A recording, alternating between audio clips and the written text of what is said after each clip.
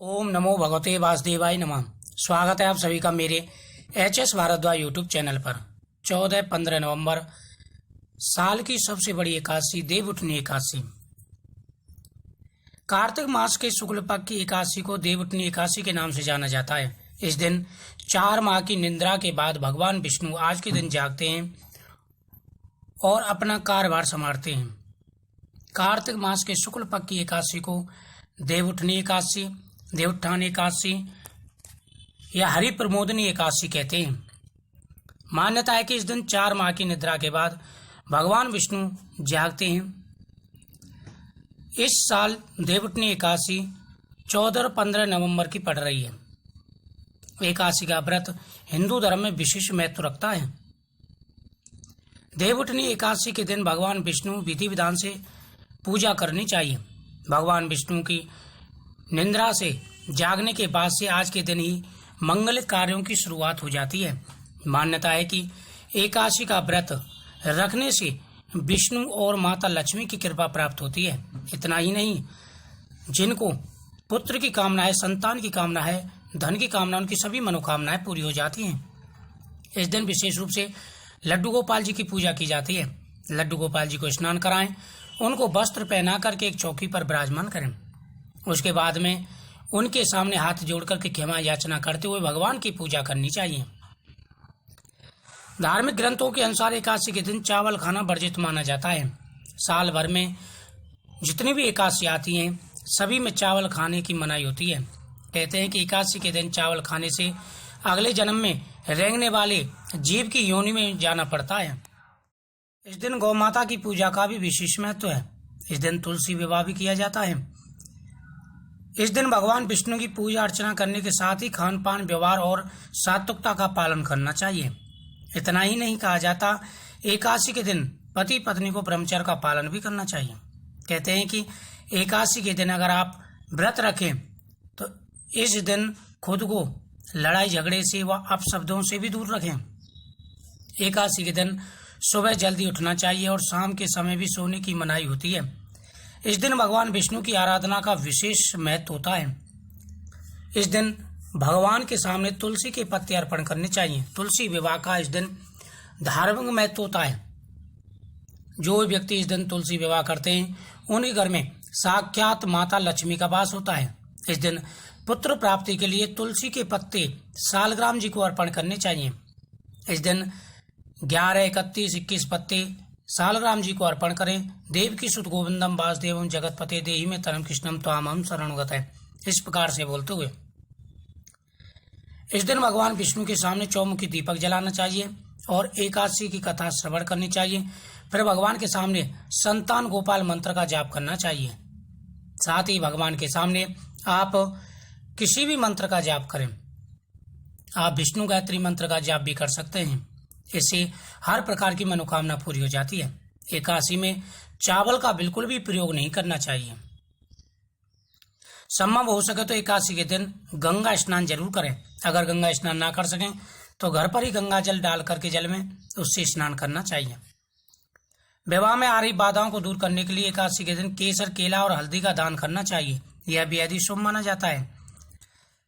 मान्यता है कि एकादशी का उपवास रखने से धन, मान सम्मान और पुत्र सुख, संतान सुख की प्राप्ति होती है।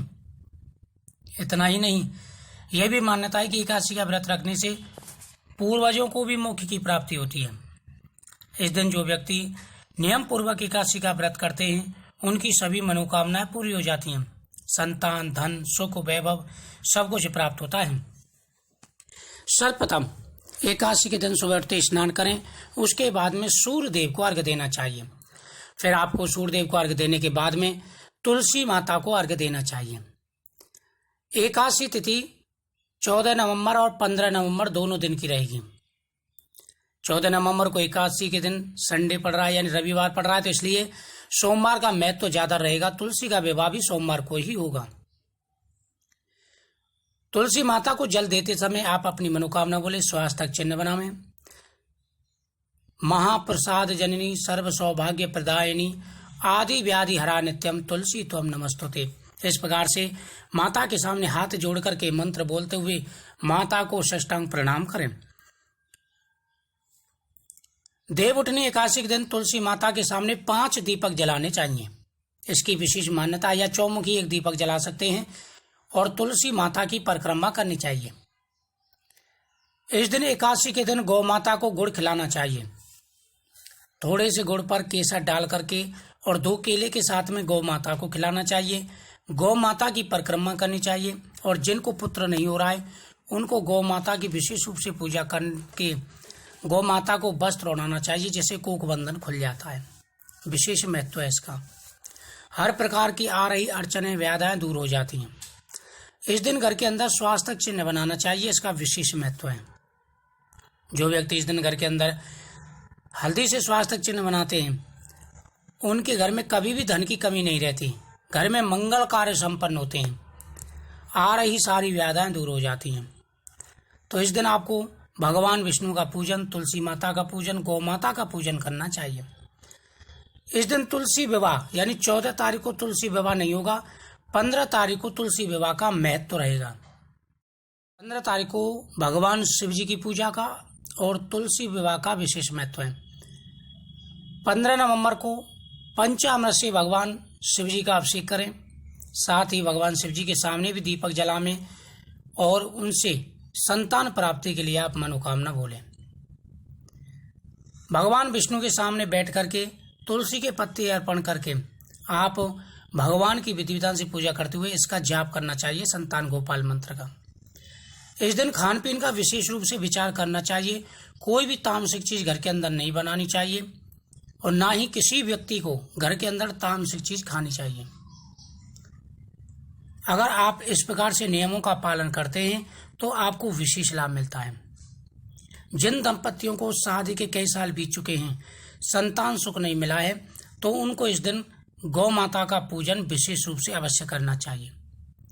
गौ माता का पूजन करने से आपकी सभी प्रकार की परेशानियां दूर हो जाएंगी, सारी व्याधियां दूर हो जाएंगी और संतान सुख भी आपको शीघ्र ही मिलेगा। इस दिन पीपल वृक्ष के नीचे दीपक जला करके पीपल वृक्ष की भी परिक्रमा करनी चाहिए। इस दिन भगवान विष्णु की 108 परिक्रमा करने से हर प्रकार की आ रही व्याधियां दूर हो जाती हैं और प्रत्येक मनोकामना पूरी हो जाती है। ये आप घर पे भी कर सकते हैं। भगवान विष्णु की परिक्रमा, भगवान विष्णु की पूजा आप घर पे भी कर सकते हैं। यह बड़ी एकादशी है। इस एकादशी के दिन जो भी उपाय करेंगे उसका विशेष फल आपको मिलने वाला है। तो दोस्तों, मुझे उम्मीद है आपको ये जानकारी अच्छी लगी होगी। अगर आपके मन में कोई प्रश्न है तो आप कमेंट जरूर करें। आपको वीडियो के माध्यम से संपूर्ण जानकारी दे दी जाएगी। इस वीडियो को ज़्यादा से ज़्यादा शेयर करें, चैनल को सब्सक्राइब करें, बगल में बेल आइकन बटन को जरूर दबाएं। मेरे हर वीडियो का नोटिफिकेशन पाने के लिए कमेंट में जय श्री कृष्ण जरूर लिखें।